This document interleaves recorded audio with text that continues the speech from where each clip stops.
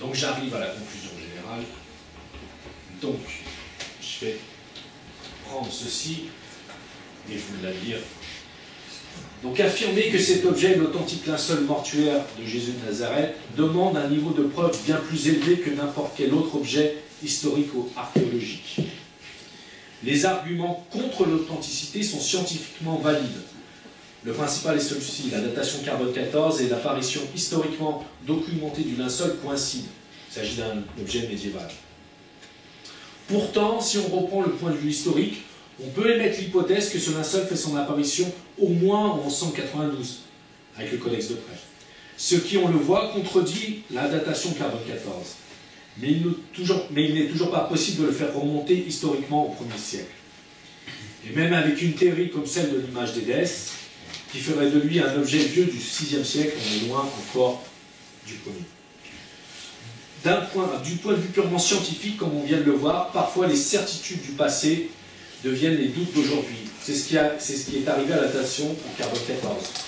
Depuis de nombreuses années, elle a été mise à mal par un échantillon probablement mal choisi. Malgré tout, il est possible d'affirmer sans faille en 2018 que le linceul de Turin supporte une image qui pour l'instant n'a pas d'explication scientifique quant à son origine. Que cette image n'est pour l'instant pas reproductible par une quelconque méthode humaine connue malgré des tentatives parfois ressemblantes. Nous savons que cette image est une oxydation et déshydratation des fibres du linceul, que les taches rouges sont bien du sang et que ce linceul a renfermé le cadavre d'un homme frappé, couronné d'un casque d'épines, flagellé, très certainement crucifié par des clous. La datation carbone 14 est probablement valide, mais elle utilise un échantillon qui pose des questions quant à sa représentativité. En conséquence, il est important pour l'avenir des recherches sur l'un des objets les plus mystérieux de l'histoire que de nouvelles analyses soient autorisées sur le linceul de Turin, ou dans un premier temps sur la réserve conservée à Turin depuis 88. Mais seule l'Église peut l'y autoriser. Voilà, je vous remercie d'avoir vu.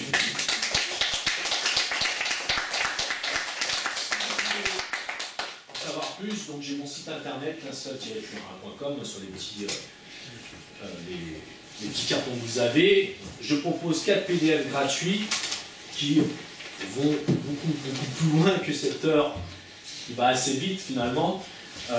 Donc PDF des e-books sur la partie des évangiles, sur la partie historique, la partie médicale et la partie historique.